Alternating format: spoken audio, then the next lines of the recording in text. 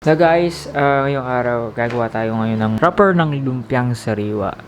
Actually, first time ko lang ito gagawin. Itong wrapper na to, yung mixture. Nanood na rin ako ng video sa YouTube. Nag-search sa Google kung ano yung mga tamang recipe. Base sa research ko, ito yung mga nakalap kong mga detalye. Kaya simulan na natin. Ang ingredients na gagamitin natin: itlog, melted butter o kaya margarine, harina. Tapos wala kasi akong fresh milk, so naisip ko ba't hindi na lang gumamit ng Alaska Evap Classic. Pwede rin naman yung dilaw. Tapos meron din ako ditong asin, konting asin at kaunting cornstarch. Meron daw dapat 1 cup of flour. Okay.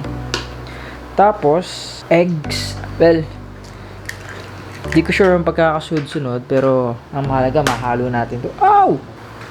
Yan, 2 itlog. Pero susubukong gawan ng 3 itlog siya. 3 itlog. Yung iba kasi nang napapanood ko, 2 itlog ang ginalagay nila. Pero ba't hindi ko gawing 3? Okay, mix lang natin.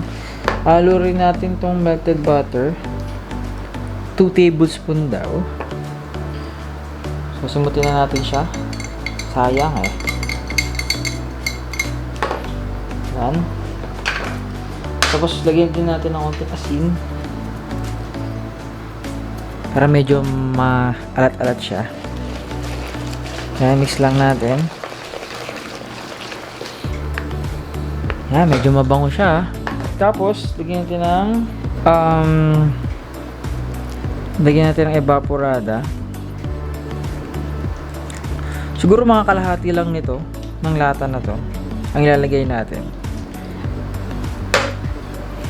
Tapos, mix lang natin.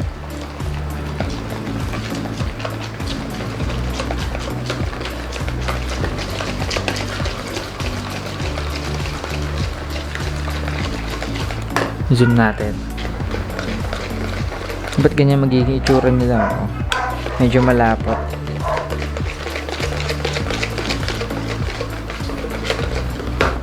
At magmumukha siyang malapot. Yan. Halo na rin ang halo para maganda yung texture niya. Kasi habol ko tong cornstarch. Konti lang. Yan.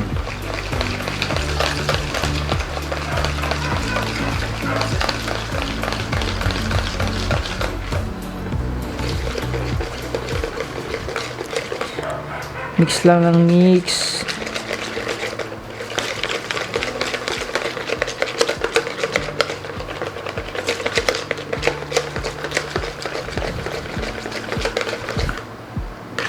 Yan, dapat ganyan magiging niya, texture, tsaka yung kulay, diba?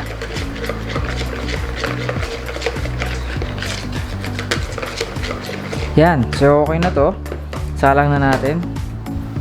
Yan, so kasalang na siya. Medium heat lang.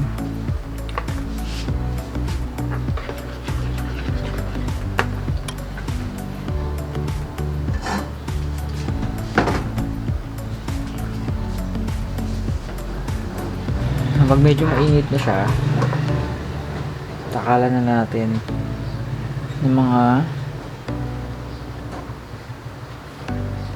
yan. Sikot natin siya.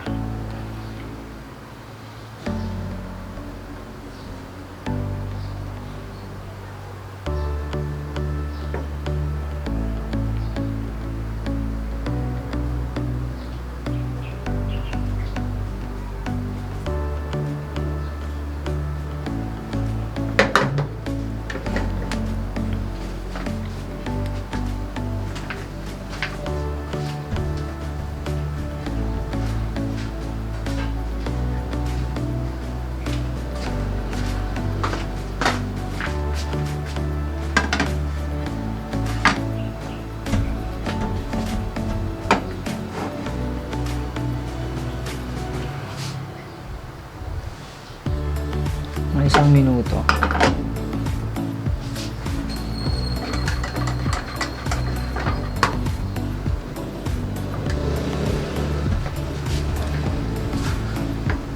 Pag sinake mo at natanggal siya, ibig sabihin luto na yun. So ngayon hindi pa. Tingnan tayo sa konti.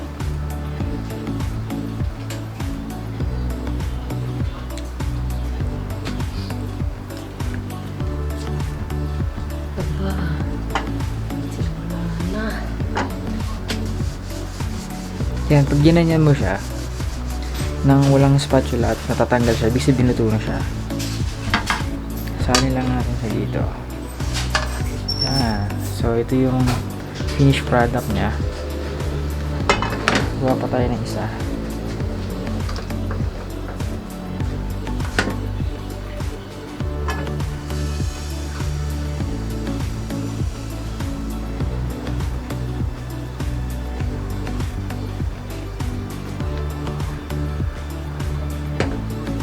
Yan.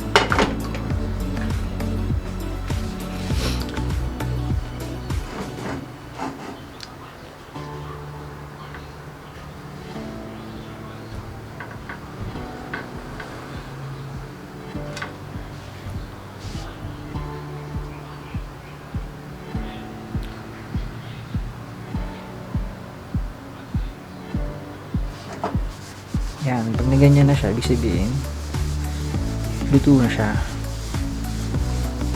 Pagka hindi na siya nadikit sa sa pan.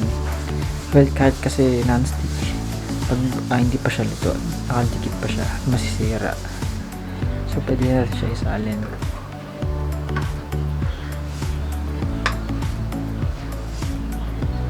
Yan, sana gusto nyo. So, ito yung naging resulta nung ginawa natin. Aha, ito. Ito yung naging resulta nung ginawa natin. Ayan. Ayan siya. Ayan yung texture niya. Medyo malambot. Ayan. Hindi siya nagkakaroon ng crack. Pagka tinupi mo. Ayan. Hindi siya nagkakaroon ng crack. Kapag? Ayan. Kasi ito yung loob niya. Ito yung labas. Yan, ito yung isang ginawa natin. Ito medyo, siya, soft. Yung labas. Medyo mabango din. Amoy butter. And amoy, siya, Alaska Evap. Medyo creamy to. Kapag kinain. Ayan, Hindi siya nagka-crack. Hindi siya napupunit pagka ginaganyan to. Ayan. Sana nag-enjoy kayo.